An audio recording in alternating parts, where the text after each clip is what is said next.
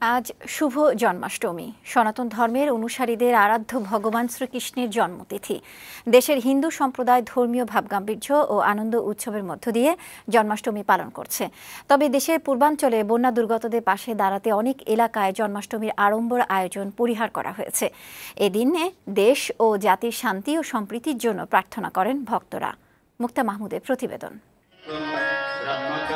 হিন্দু সম্প্রদায়ের পুরাণ মতে ভাদ্র মাসের শুক্লপক্ষের অষ্টমী তিথিতে ভগবান শ্রীকৃষ্ণ জন্মগ্রহণ করেন। সনাতন ধর্মাবলম্বীদের বিশ্বাস, দানবীয় শক্তি যখন ন্যায়নীতি, সত্য ও সুন্দরকে গ্রাস করতে উদ্যত হয়েছিল, তখন সেই শক্তিকে দমন করে মানবজাতির কল্যাণ ও ন্যায়নীতি প্রতিষ্ঠার জন্য ভগবান শ্রীকৃষ্ণের আবির্ভাব।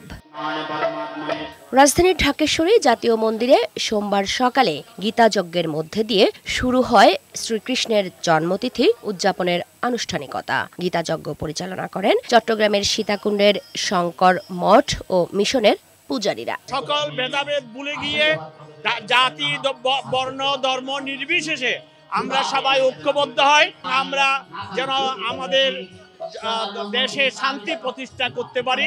ভক্তরা তাদের প্রার্থনায় মানুষের মনের অসুর নিবৃত্ত করে সুন্দর ও নির্মল জীবন প্রত্যাশা করেন।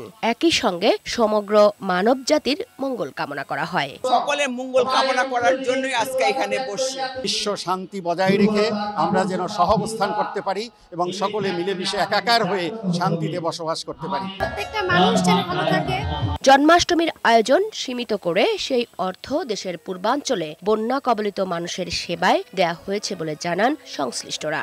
আড়ম্বর যেগুলো করতাম আমরা, যে অনুষ্ঠানগুলো, ওইগুলোকে বর্জন করে ওই টাকা দিয়ে ওই অর্থ আমরা বন্যাতে সাহায্য করব। শুভ জন্মাষ্টমী উপলক্ষে রাতে শ্রীকৃষ্ণের পূজা অর্চনা করবেন ভক্তরা। মুক্তা মাহমুদ, বৈশাখী সংবাদ, ঢাকা।